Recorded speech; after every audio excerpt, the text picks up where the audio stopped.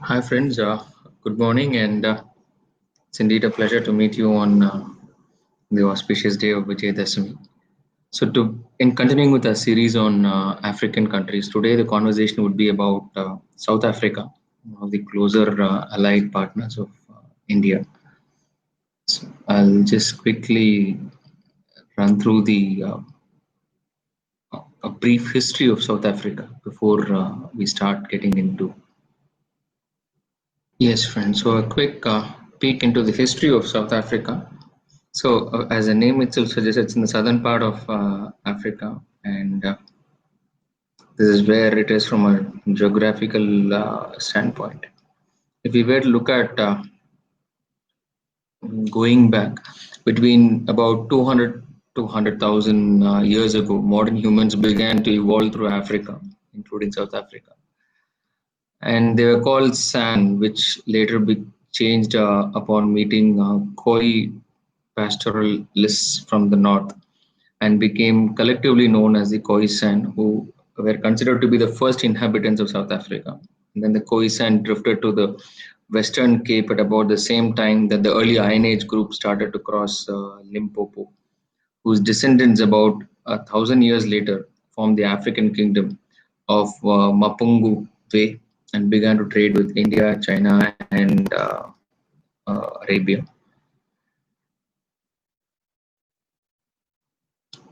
Jan van Riebeeck and his 90-strong party, which came from Netherlands, and set up a ship refueling station at Cape Town, and that's fairly an important moment. And also, from a strategic point, it was both geographically and politically relevant, as it was on the only early trade route from Europe and the Americas to India, the spice lands of the East Indies and the East.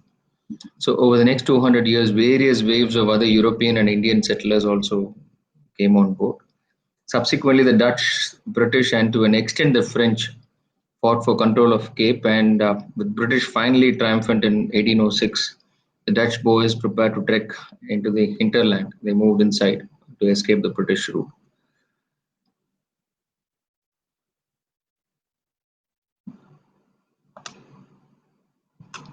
Subsequently, the begin of Fekan, also the war, the scattering, the crushing of the Africans that began in Zulu land. I mean, for those of us of the era where we followed Lance Klusener, he was called Zulu by his players primarily because of the language he could speak. They crossed the Drakensberg and swept through the present Free State province. And spurred on by the Zulu warrior king Shaka's growing militarism, it became a confusing maelstrom of movement and massacre, adding the land-hungry woodtrekkers and the newly arrived British settlers in 1820. And it created a case of consistent conflict and chaos. Later in 1800s, it saw the discovery of South Africa's immense gold, diamond, and subsequently platinum wealth.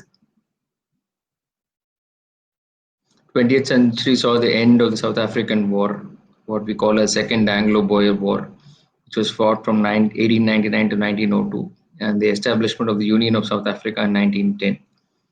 The involvement in World War One and Two on both sides, on the side of the Allies, and the narrow victory for mostly the ANP or the Afrikaner National Party in 1948 and in the years to come.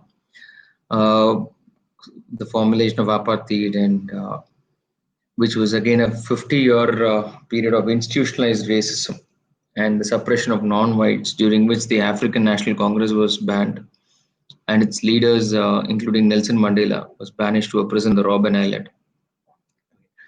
It's an extremely moving story. I mean, Mr. Mandela's story, who later on went on to become the president of South Africa. So the unbanning of the African National Congress, the release of Mandela and his fellow prisoners, and after almost 3 decades in prison, and the 1994 democratic elections heralded the birth of the new South Africa as we know it today.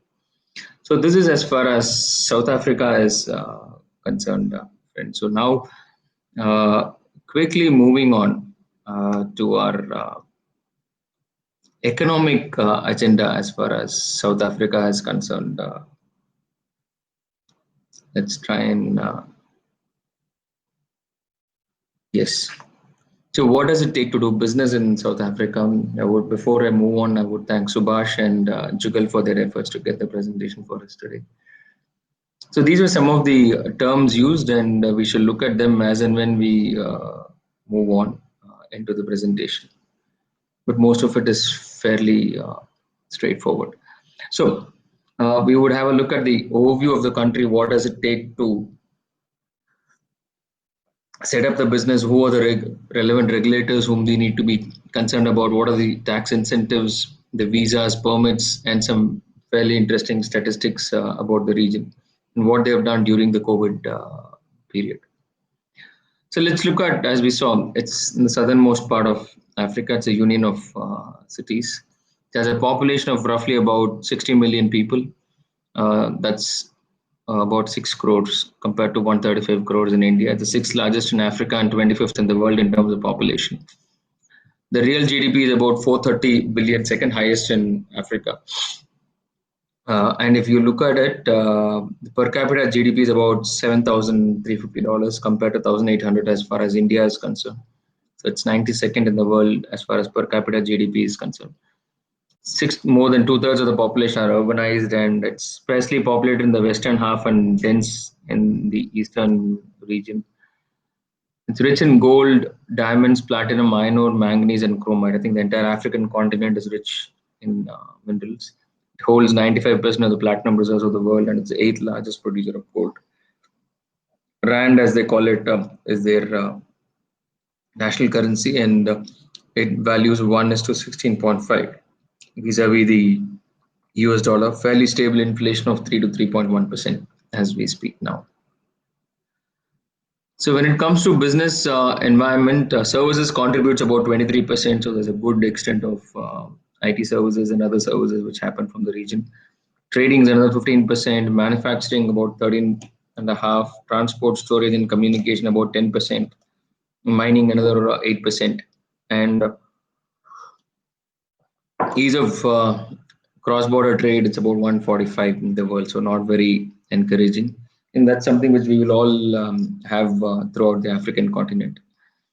Employment distribution services, again, by far more than 70%. So that's the demographic change. Because you don't see agriculture in the top 5 contributors. So agricultural dependency on employment is only 5%. Industry is 23%. And the ease of doing business, there are 84 in the world, and ease of starting business, they're at 139. So that would give you a perspective on what it takes to start business in these regions. Yes, primary locations, Johannesburg, known for the mining industry, is centered around Johannesburg, and it's also gaining heft for manufacturing, heavy industries, IT, real estate, banking. It houses some of the biggest shopping centers in Africa. Then you have Cape Town, which is the top city in South Africa in terms of ease of doing business, has a low cost of living and low cost infrastructure. Economic activities, at least for people from our industry, that's the space: finance, insurance, real estate, logistics, wholesale, retail trade, and wood product manufacturing and electronics. Durban is, again, it's a port city and works as a center of industry and trade and construction. It has a flourishing manufacturing sector, very similar to Johannesburg. Pretoria as a capital, economic activity is dominated by iron and steel, railway carriage, and heavy machines, automobile. So these are predominantly the 4 main cities, like similar to the 4 metros what we have in India. And so what does it take to set up a business in South Africa? Yes, you need to go through the registrar of companies like what we have, the MCA, get a South African Revenue Service registration, which is a tax collecting authority, work for get the approval from Department of Labor for unemployment and for unemployment insurance. And of course, you need to be cognizant of the Reserve Bank, the central bank, the South African Reserve Bank. The types of business structure you would have, again, fairly similar to what is available in India. And we have a private limited company, a personal liability company, which is similar to a one-person company here, a public company, again similar to a public company in India, and an external company, what we call as a foreign company. So apart from that, you also have sole proprietary concerns and partnerships also as options available. But foreigners generally do not prefer these structures. So private companies and branches are the most common structures, and they all the companies have to be compulsorily registered with the Ministry of Corporate Affairs equivalent there. So the procedure for registration. So as much as we see that the process is fairly straightforward, there is an online account which needs to be created, similar documentation, whatever is required, the KYC needs to be submitted.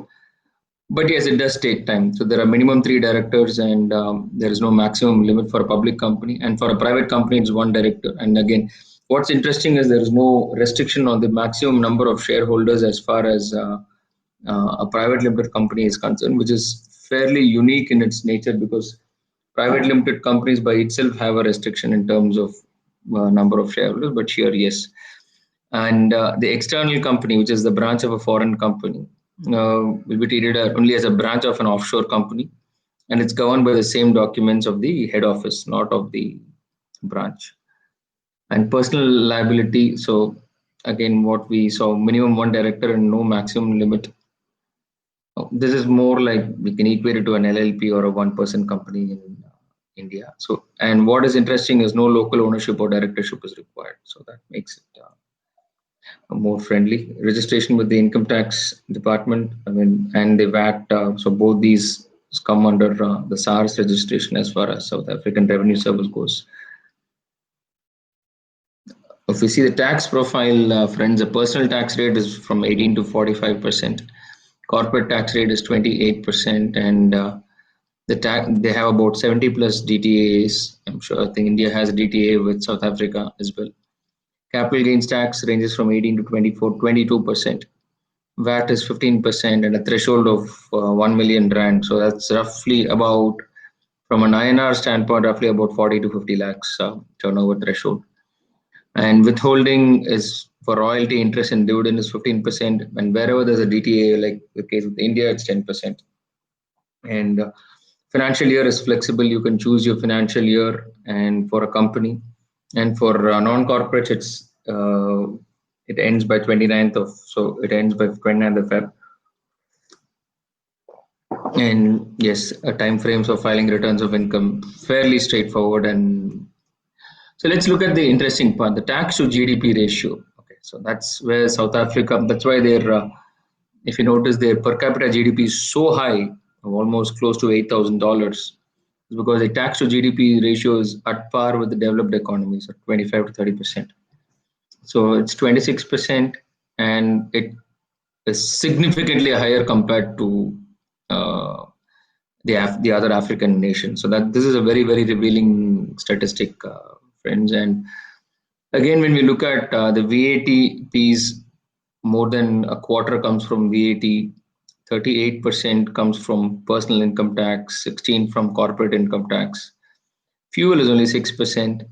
Customs is about 4%. So gives you a very interesting cross section where, as always, and as we see, personal income tax has is the highest contributory to the tax kitty. Corporates are not taxed as high because on the presumption that they would also uh, reinvest in businesses. And indirect tax of 25, because for a country with a per capita GDP of close to $8,000, the expectation is they would be spending more, and the propensity to collect VAT is high. So that's why VAT is 25%. So the general, what are the tax incentives? Okay, so there is a reduced tax rate of 15% if you are in special economic zones, and there's a progressive tax slab of 7 to 28% if your turnover is under 30 lakh crores, 30 lakhs INR. A simple tax of 1 to 3% on turnover for small businesses, visa in lieu of VAT income tax. That's like what we have in our presumptive tax. And R&D spend, that's phenomenal. They have a 150% reduction. So India moved out of R&D, this excessive weighted reduction last year. I mean, and when every other country in the world is focusing on IP, we seem to be looking the other way around. Indefinite carry forward of business losses. That's very, very important. Interesting. 20% standard reduction on capital gain and energy efficiency savings incentives to provide 1 rand, close to a rand for every kilowatt hour saved by taxpayer against the baseline. Tax reduction on investment made by person in shares of a VC company. So that's something similar to what India is also moving in. And the focus now is to gradually reduce the corporate tax rate from 28%. I think that's a flavor what we are seeing globally. And sector specific for manufacturing, capital goods, and foreign investment grant tax incentives are available. Automotive is a sector which is preferred, so obviously there are grants ranging from 20 to 30% of the qualifying assets. The people carrier automotive investment scheme, where there is again a cash grant for promoting investments in that space.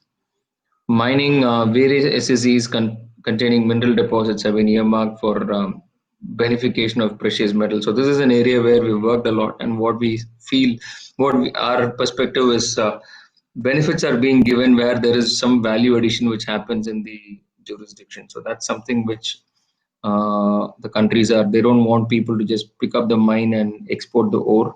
So they want people to set up ferroalloy plants or set up some value addition activities in that jurisdiction. Textiles, clothing and textiles comparative programs, again, similar to your skill development initiatives, what we have in India.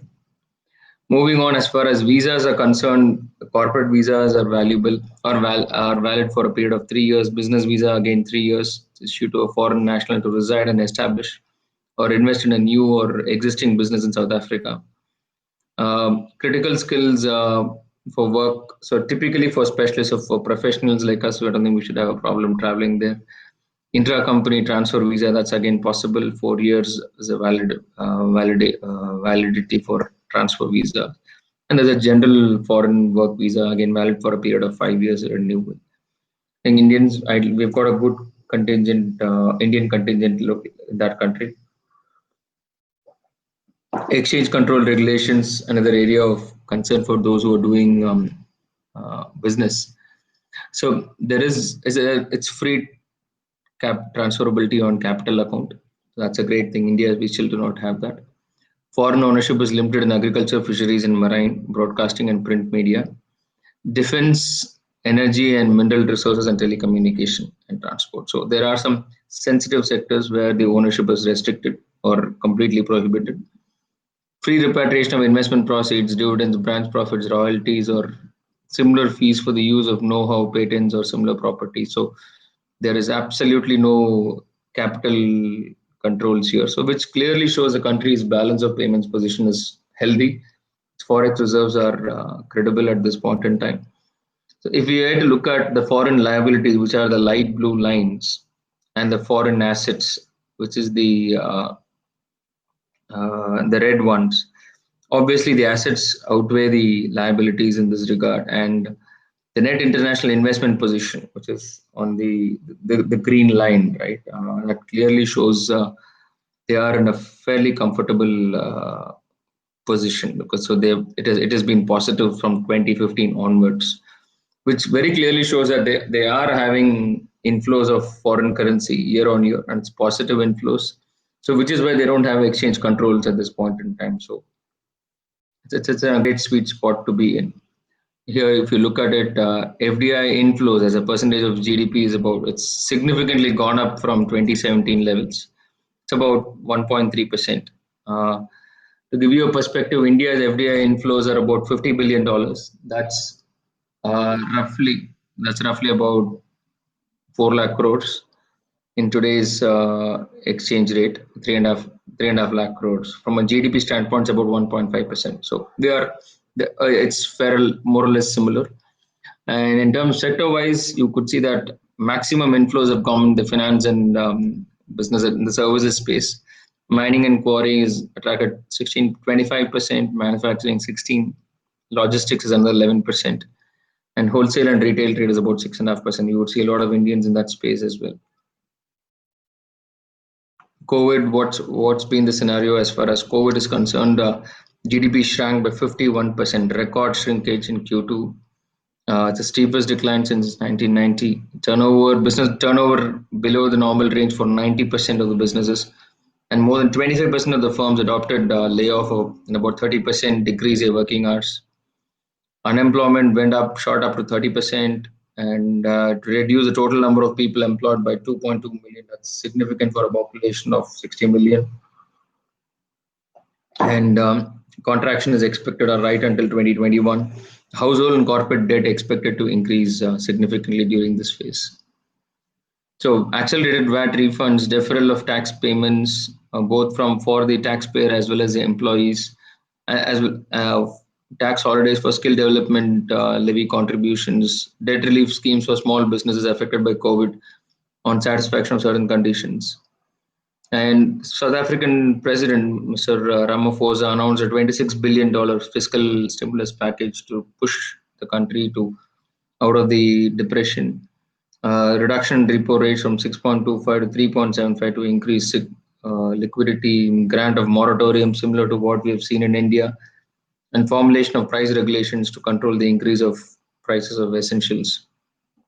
So the lack of high skilled force, high unemployment, and recent increase in labor strikes and immigration makes the employment of foreign workers at this point in time not a very preferred option. The high income equality and corruption is one of the causes for concern in doing business. And we also saw that South Africa has a fairly low rating on cross-border as well as ease of setting up and doing business.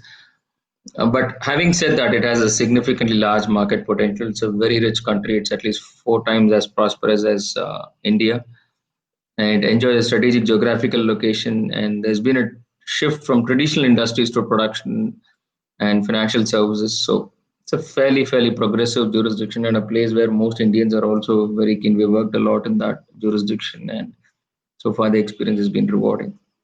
So these were some of our thoughts, friends, and thank you for joining us this morning, and catch up again sometime later this week. Thank you. Have a great day.